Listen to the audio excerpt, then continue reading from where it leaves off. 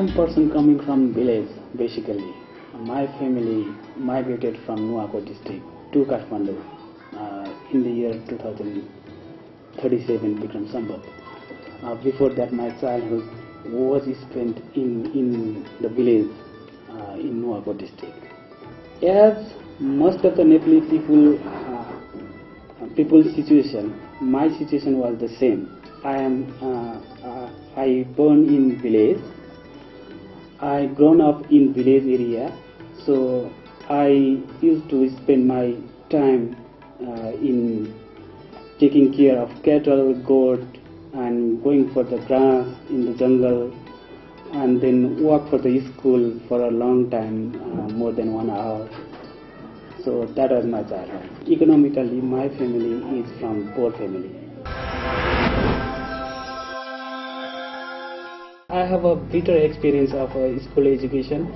My parents were not able to pay for the school fee, so that my parents chose a free school, that is Sanskrit school located in Rani Pokhari, where our parents had not to pay any fee. The reason behind was the poverty of my family. My uncle, actually a brother of my mother, supported me for the education, but after that my parents were not able to pay the school fee. That was a huge barrier for my education, so that my parents took me to the school where they had not to pay any single penny. So that was a huge barrier, even though I thank to my parents, especially to my father, who was able to find the school, and the education was continued. Otherwise, I would not be in the position to get the current job or any other job, I believe. The victim family got justice, for whom I have devoted my time, for whom I have been working through this organization. So if one day, if they got justice, then I believe the person like me, who are together with the victim family, will be remembered by the society. Amnesty International is not only one organization who brought this impact. So there are many other actors, many other intellectuals, many civil society actors, including journalists and including lawyers and so many other actors who made this impact. So there are many impacts. For example, recently there are many violations going on.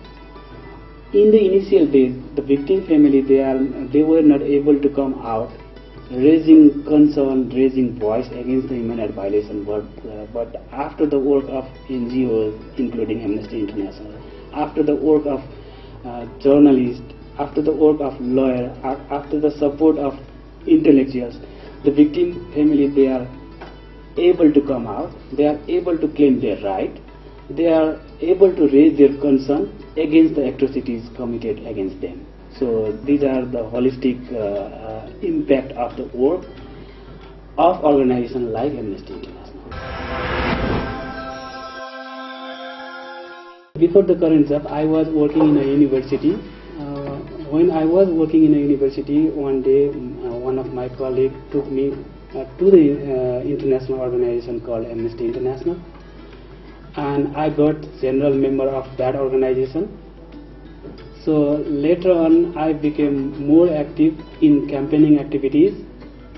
So the campaigning activities was for human rights, and I was involved in raising concern over the human rights violation. Then after the interest level was raised, then later on, when there was vacancy in 1998 in Amnesty International, then I got the chance to be a staff member of this organization. So that was the start of my career in the current job. When I got the salary for the first month of the work that I did in Amnesty International, I gave that to my parent, especially to my mother. So my mother bought steel almari for me, so that I could take care of my clothes put my book there. So that was the first earning utilized by my mother. As Amnesty International is working on the human rights field globally and also within Nepal and on Nepal globally, I am activist working for this cause, so that I have been working in campaigning, in lobbying, in advocacy, and moreover also managing that all types of campaigning and other types of work within the country in Nepal. The human rights violators who were involved in committing serious and grave human rights violations such as killing, rape, disappearances and abduction, if the action taken against those perpetrators, then that would be the moment when maybe I'll be laughing and I'll be smiling. And I imagine, and I'm pretty sure that I will not be only the person smiling at that moment, and there would be many others who will be smiling together. There are a couple of specific country-focused projects in Nepal on behalf of Amnesty International. So the first priority work for Amnesty International in Nepal is the protection of rights of Nepalese migrant workers who are going for the sake of work in abroad. Secondly, there are huge amount of impunity everywhere for human rights violation and human rights abuses. So who are involved in human rights abuses, who are involved in human rights violation, they are not taken any type of action by the state authority. So Amnesty International is focusing in the impunity in Nepal so that there is justice for victims of human rights violation. So second project is human rights protection work. Thirdly, we have been working in economic, social and cultural rights. So that is new project within Nepal. So we have focused maternal health project in Nepal. The renowned human rights activist Krishna Pahadi, who is renowned not only in Nepal but within the globe, who somehow devoted his whole life in the sector of human rights, raising concern over the human rights and raising concern for the victim of human rights violation. So I am inspired by him. I remember that moment, maybe in 1996, there was a program at Trichandra College when Krishna Pahadi was supposed to give a speech within the young student of different colleges in Kathmandu Valley. So I was there by chance, and when I listened to him, then I thought something, and I encouraged myself to do something, to step into the human rights field, and I decided to do something for the sake of life, because many lives because of human rights violation were going.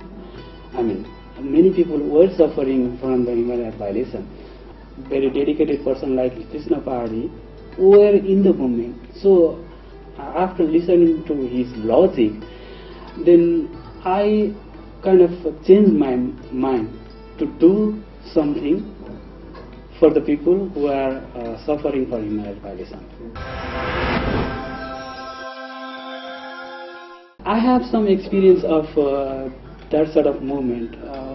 I remember that moment when there was a huge amount of disappearances in Nepal. I remember those moments when I worked until 2 a.m. in the night. I remember Amnesty International's office in Bagh Bazar when number of faxes used to come, particularly on the cases of disappearances by state party and the non-state party CPN Maoist during the conflict era. Then the faxes would say, my beloved one was at my home, sitting with me, eating dinner with me, with family, with children, but that person was taken away by unknown person, and we were waiting for him to come or her to come, but that person never came. So could you please help? So sometimes I compare with my family member. If that moment was occurred within my family, then how I would imagine that moment. So that was another inspiration for me to work for the cause, for the human rights cause. My message to the viewers would be, there are thousands of miles that we have to go. We have stepped in and we have crossed a couple of miles towards changing society, but we have to go alone. So, and there is another way of the coin, another side of the coin as well. Sometimes people, when listening to and when watching to and when experiencing to others' grief, take very lightly. When the same grief appears towards the family, towards the person himself or herself, then that problem will be very big. So whenever and wherever there is a problem to others, please think about the problem which can be your problem in the future, and speak out when there is a problem to others.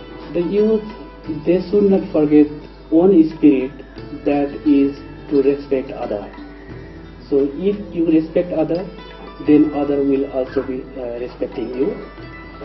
And if you respect the rights of other people, then there will be a society where everyone will be able to enjoy their rights. So when there is a respect of human rights, there is a respect to each other, then that society will be a model society. So I cannot say, and I don't believe that whoever are in the position now, we can expect that sort of society driven by those people who are in the position now. I can expect many things from youth, who will be able to create a society where there is a respect from one to other, from each other, and also the human rights friendly society where everyone will be enjoying their right. This is possible from the youth today, and I cannot believe, I cannot trust the people who are in the position now, but who will be coming in the position in the future, that is youth. So they can make that sort of change within the society in Nepal in the near future.